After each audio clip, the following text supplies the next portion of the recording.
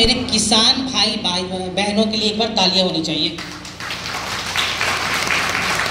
Okay, चलिए, जैसे हम बीमार पड़ते हैं तो बीमारी के दौरान हम चेकअप करवाते हैं खुद का। चेकअप करवाने के बाद हम रिपोर्ट्स को देखते हैं और उस हिसाब से काम करते हैं अपने शरीर पे, करते हैं ना, और ऐसे ही करना चाहिए। अब ये बताएं, यहाँ पे जितने भी किसान परिवार से हैं, मिट्टी का जांच कितने लोग करवाते हैं? ईमानदारी से हाथ उठाएंगे। एक, बस एक या दो लोग, 3 लोग हैं बस, मतलब इतने सारे लोगों में 3 लोग हैं। तो आप ये बताएं, हम अपने शरीर को तो खराब कर रहे हैं, अपनी मिट्टी को भी खराब कर रहे हैं। और एक बार हमारी मिट्टी खराब हो गई ना, उस मिट्टी से मिलने वाला न्यूट्रिशन हमारे शरीर के लिए कोई भी काम नहीं कर पाएगा। तो हमें अपने मिट्टी का जांच कराना है, सबसे पहला पॉइंट। सेकेंड पॉइंट, मिट्टी के जांच के बाद आपको मिट्टी के पीएच वैल्यू का पता चलता है। अगर मिट्टी का पीएच लेवल हाई है, 8+ है, 7+ है, तो आपकी मिट्टी एल्कलाइन है, आप उस पर खेती कर सकते हैं और बहुत ही अच्छे तरीके से आपको फसल भी मिलेगा। लेकिन अगर आपकी मिट्टी का पीएच लेवल ड्रॉप हो गया है, 5, 4, 3 ऐसा अगर आपको पीएच मिलेगा, तो आपकी मिट्टी में एसिड की मात्रा बहुत ज़्यादा है। उस वक्त आपको जो भी फसल मिलेगा वो अच्छा नहीं मिलेगा, हो सकता है फसल ना के बराबर मिले। तो सबसे पहले तो हमें मिट्टी का जांच करवाना है, मिट्टी की क्वालिटी को चेक करेंगे और उस हिसाब से हम उस पर काम करेंगे। आप लोग अगर प्रैक्टिकल तरीके से खेती करते हैं तो शायद मेरे से ज़्यादा जानकारी आपके पास होगी, बिकॉज मैं एक किसान परिवार से नहीं आता हूँ। बट मुझे जितना नॉलेज है वो मैं इस प्रोडक्ट के माध्यम से अभी आपको एक समराइज वर्जन में शॉर्टकट के तरीके से समझा के जा रहा हूँ। देखिए, हमारे पास टोटल 4 प्रोडक्ट है और चारों एग्रीकल्चर के प्रोडक्ट हैं, और चारों अपने आप में ऐसा कॉम्बिनेशन भी आप इस्तेमाल कर सकते हैं। सबसे पहला प्रोडक्ट आता है हमारा भूविटा, जिसको हम एज अ सॉइल कंडीशनर भी इस्तेमाल करते हैं।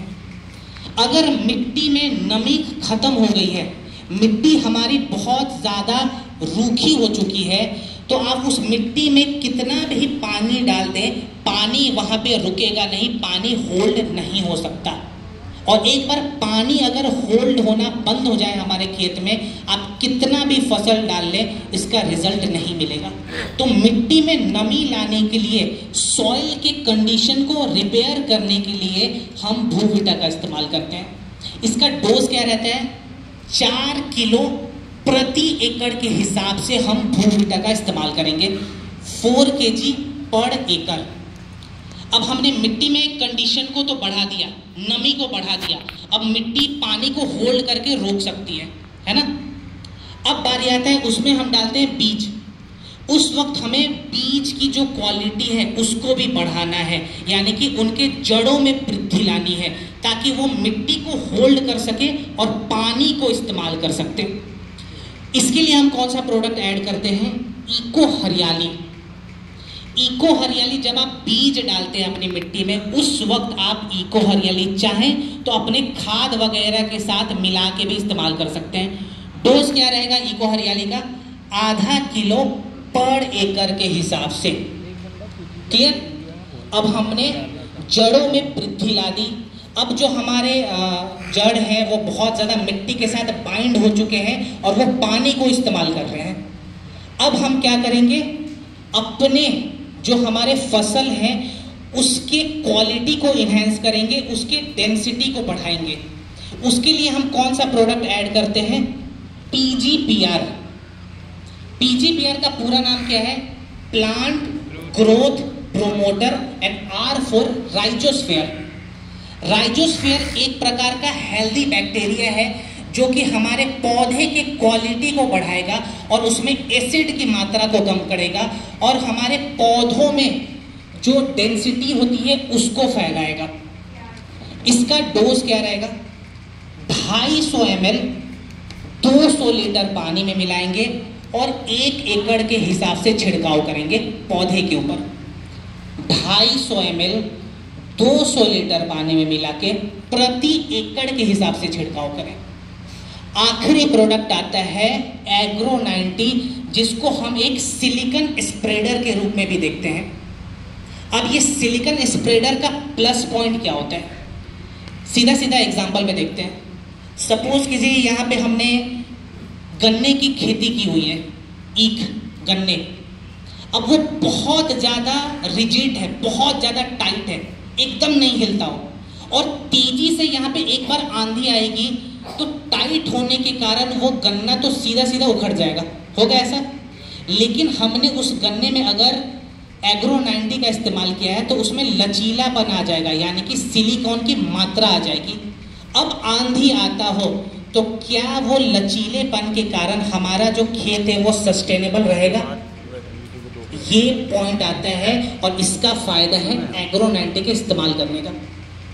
सेकेंड, एग्रो 90 का बेनिफिट क्या है, एग्रो 90 हमारे फसल में कीड़े नहीं लगने देते।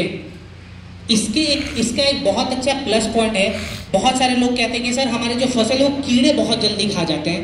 अगर आपने एग्रो 90 का भी छिड़काव किया है तो कीड़े आपके फसल में ना के बराबर लगेंगे। इसका डोज क्या रहेगा एग्रो 90 का, 100 ml यानी कि 1.25 ml पर लीटर पानी में मिलाएंगे और उसको हम मिट्टी पे छिड़कते हैं। और अगर हमें सीधा सीधा पौधे पे छिड़काव करना है तो 0.5 ml यानी कि आधा ml पर लीटर पानी में मिला के हम पौधों पे छिड़काव करते हैं। मिट्टी के लिए 100 ml और पौधों के लिए आधा ml पर लीटर पानी में।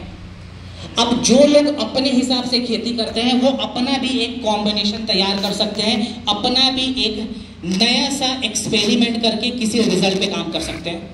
मैं नागपुर गया था महाराष्ट्र पे, वहाँ पे हमारे कुछ किसान भाई थे जो कीनू की खेती करते हैं, जो संतरे के जैसे होता है।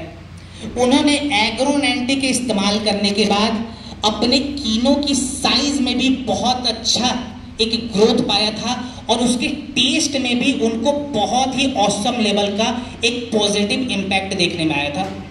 तो कहने का मतलब ये है कि जितने भी किसान जो एक्चुअली में खेती करते हैं, आप अपने मिट्टी की क्वालिटी के हिसाब से इन प्रोडक्ट्स का इस्तेमाल अपने खाद वगैरह के साथ भी कर सकते हैं। क्लियर?